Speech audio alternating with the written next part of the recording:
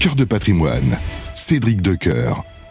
Et on s'intéresse maintenant à un actif qui fait souvent parler de lui, qui est parfois un petit peu critiqué par certains. Cet actif, c'est l'or. Et pour en parler, Andy Buscaglia est avec nous. Bonjour Andy. Bonjour Cédric, bonjour à tous les auditeurs. Merci de nous rejoindre sur Radio Patrimoine depuis mon bureau patrimonial. Alors, pourquoi s'intéresser à l'or aujourd'hui ? On le sait, les cours sont au plus haut, Andy. Quelles sont d'abord les raisons de la hausse ? Parce que ça peut être un peu contre-intuitif quand on regarde les métriques. Tout à fait, si on regarde les métriques, on a des taux réels plus élevés, on a un dollar plus fort. On a une perspective de moins forte baisse des taux de la part des banques centrales.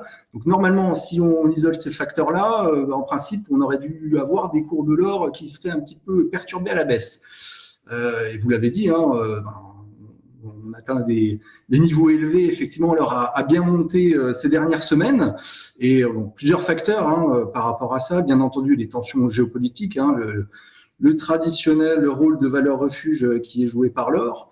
On a également la prise de conscience de déficit et de dette publique occidentale, et en particulier américaine, à des niveaux qui deviennent structurellement intenables. On voit que on est rentré dans une sorte de spirale de la dette, donc forcément ça, c'est un facteur qui peut être favorable à l'or.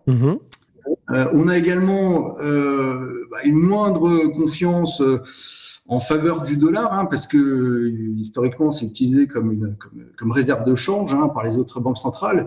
Et là, on a vu que dans le cadre des dernières tensions géopolitiques, ce à quoi on a pu assister au cours de ces 3 dernières années, finalement le dollar, il a été en quelque sorte utilisé comme arme par les États-Unis. C'est-à-dire que on peut dire que en quelque sorte la militarisation du dollar depuis la guerre en Ukraine, a pu contrarier tous les pays qui étaient alignés sur l'axe autoritaire de la Chine et de la Russie. Et donc voilà, personne ne peut vraiment se sentir en sécurité en plaçant de l'argent dans des titres occidentaux, alors qu'on a eu un jet des réserves de change de la Russie. Donc voilà, l'ordre mondial basé sur le dollar, il est peut-être en train d'évoluer.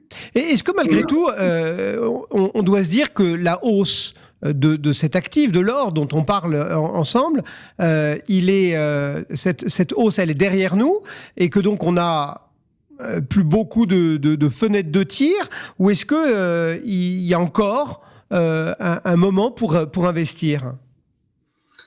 Eh bien, alors c'est toujours difficile à dire effectivement, parce que on a eu une forte remontée au-dessus des $2 400 l'once, donc c'est quand même plus 20% depuis mi-février seulement. On a eu depuis une correction là au cours du dernier mois écoulé pour revenir en dessous des 2300, et depuis il a un peu remonté, là on est aux alentours de 2350. Bon, on peut dire que c'est une saine correction face à la hausse qui a été quand même assez impressionnante. Donc alors la question qu'on se pose effectivement, c'est est-ce qu'il y a encore du jus dans la case actifs ? Et donc bien sûr, l'or en tant que matière première, c'est naturellement assujetti à des fluctuations. Forcément, il était plus intéressant de l'avoir en portefeuille avant cette forte hausse. Mais pour les investisseurs qui ont loupé le train, la question se pose. Moi, je vois passer beaucoup d'analyses techniques qui prédisent une forte hausse dans les prochains mois. Vous avez beaucoup d'analyses de grandes banques américaines qui sont haussiers, mais ça m'intéresse pas forcément, parce que de toute manière, l'or peut faire l'objet de corrections violentes à la baisse. Il faut rappeler que c'est une matière première cotée sur les marchés. Même son rôle de valeur refuge, quand on dit que l'or protège de tout, c'est pas forcément vrai. Quand vous avez des chocs sur les marchés et que les gérants cherchent à créer de la liquidité, on doit se séparer des meilleurs actifs pour honorer les demandes de retrait.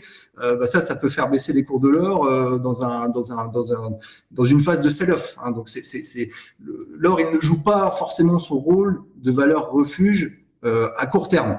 Bien sûr. Bon, et puis généralement, l'évolution des cours de l'or à court terme, ça dépend beaucoup des attentes en matière de taux d'intérêt et d'inflation. Donc, si on a des signaux qui montrent que les taux vont rebaisser, forcément, c'est favorable à l'or. Et inversement, ça marche aussi dans l'autre sens. Si on a des signaux comme quoi les taux vont remonter, ça peut être assez défavorable à l'or.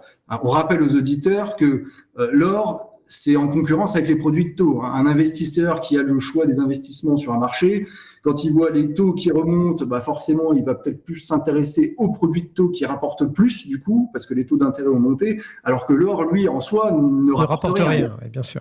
Pas d'intérêt attaché à l'or. On dit juste, l'or a aussi ceci de particulier, c'est qu'on se demande comment, si on choisit d'accorder une place à l'or dans son portefeuille, dans son patrimoine, on a toujours la question de savoir sous quelle forme. Est-ce que je me saigne pour acheter un lingot et qu'est-ce que j'en fais? Est-ce que je l'enterre au fond de mon jardin ou est-ce que je mets sous mon matelas? Est-ce que je prends des pièces de l'or d'investissement, enfin des pièces par exemple? Est-ce que je prends ces nouveaux produits, enfin nouveaux, ils sont plus tout à fait nouveaux, mais ces lingotins ou autres parce que c'est plus petit qu'un lingot, c'est moins cher et peut-être plus facile à cacher? Ou est-ce que j'utilise de l'or papier, entre guillemets, des certificats? Ou est-ce que, encore une autre solution, est-ce que je vais sur des minières, enfin sur des sociétés qui sont entre guillemets accrochées, indexées ou très influencées par l'or. Selon vous, on s'y intéresse comment alors? Là, vous avez souligné pas mal de solutions d'investissement, Cédric. Alors c'est vrai qu'il y en a plus complexes que d'autres. La forme la plus pure, effectivement, ça serait d'acheter un lingot et de conserver, mais on sait qu'en pratique, c'est pas facile. Déjà, c'est pas facile de se procurer des lingots pour des sommes importantes. Vous avez toute la problématique de la logistique, de la sécurité, de la conservation. C'est très difficile de se procurer de l'or dans les banques. Il faut plutôt passer par des boutiques spécialisées. Donc, se pose plein de problèmes. Ouais, c'est compliqué. Très compliqué, très très compliqué. Après, vous avez tous les produits financiers indexés sur l'or, dont les ETF, effectivement, les certificats, etc. Ça, je vous avoue que je m'en méfie un petit peu, parce que quand on voit le volume de papier qui est émis par rapport à la quantité d'or réelle détenue par les émetteurs de ces... Faut lire la contrepartie, laisse à désirer.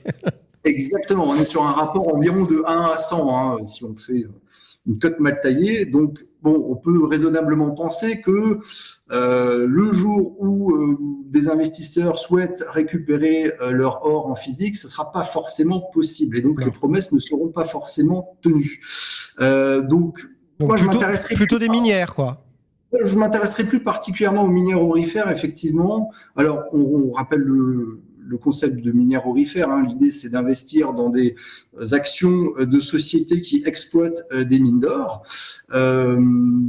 Donc forcément, vous avez une corrélation avec les cours de l'or, étant donné que ces sociétés vont extraire de l'or et vont le vendre sur les marchés au cours de l'or en vigueur. Donc forcément, quand les cours de l'or montent, si ces sociétés-là réussissent à maintenir leurs coûts à des niveaux raisonnables, toutes choses égales par ailleurs, les bénéfices de ces sociétés-là, donc les mines d'or, peuvent monter fortement.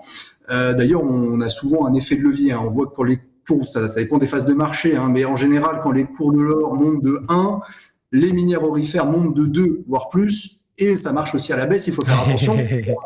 Attention au retournement, ouais. Exactement.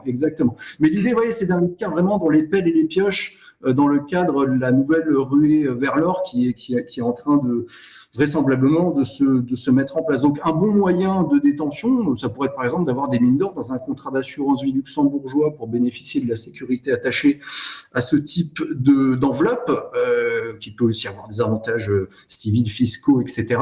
Et donc ça peut venir en diversification d'autres classes d'actifs. Donc tout l'intérêt pour l'instant, c'est que personne ne regarde cette classe d'actifs. L'ajustement par rapport à la hausse des cours de l'or ne s'est pas encore véritablement produit. C'est-à-dire que les investisseurs, en fait, globalement, les analystes ne suivent pas vraiment cette classe d'actifs. Donc, il n'y a pas eu vraiment cette prise de conscience qu'avec des cours de l'or plus élevés, forcément, ces minières vont délivrer beaucoup plus.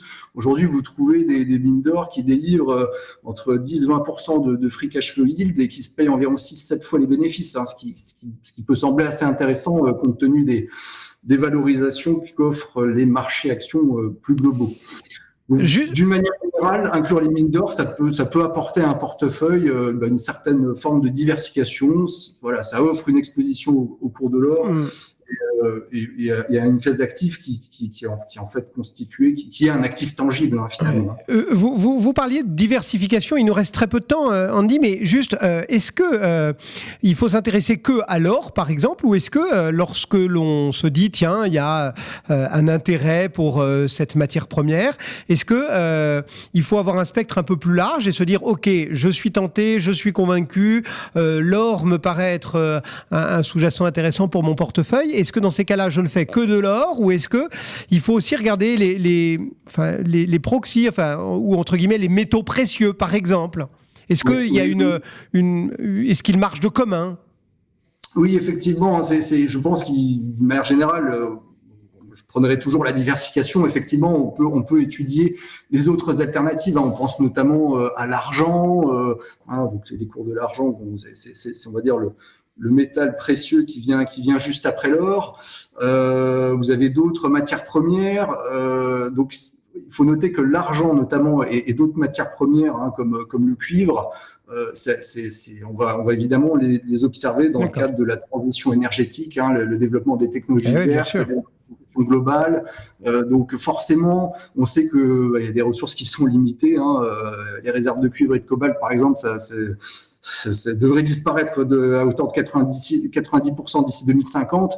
Donc forcément, vu les besoins en matière de transition énergétique, on peut penser que c'est aussi une classe d'actifs qui peut être à étudier. Par contre, il faut faire attention effectivement je parle vraiment, je mets en commun l'ensemble des matières premières plutôt industrielles. Forcément, c'est plus assujetti au risque de récession. C'est-à-dire que si à un moment donné on a une récession qui se matérialise, forcément tout ce qui est matière première, ça risque de prendre une petite claque effectivement. Donc comme dans tous comme l'or, c'est-à-dire que d'une manière générale. Oui, parce que c'est un métal précieux, mais c'est aussi une matière industrielle. C'est aussi une manière industrielle, donc il faut travailler les points d'entrée en fait. C'est vraiment ça. Ça peut apporter beaucoup à un portefeuille, mais voilà, comme dans tous les investissements, les bonnes affaires se font à l'achat, et donc ce sont des thématiques qui sont quand même assujetties à des fluctuations importantes. Il faut souligner, c'est réservé aux investisseurs avertis ou alors bien accompagnés. Et voilà, il y a à la fois le risque de subir la volatilité une fois qu'on est investi dans ces classes d'actifs-là, et aussi le risque de couper le train de la hausse. Si on n'est pas dedans, si on n'est pas encore exposé. Merci beaucoup de nous avoir éclairé un petit peu plus sur ce métal précieux, l'or, mis en lumière par Andy Busaglia depuis mon bureau patrimonial. À très bientôt, Andy. Merci d'avoir répondu présent à l'invitation de Cœur de Patrimoine. Et nous, on continue à vous accompagner dans votre monde patrimonial. À tout de suite. Cœur de Patrimoine, Cédric Decoeur.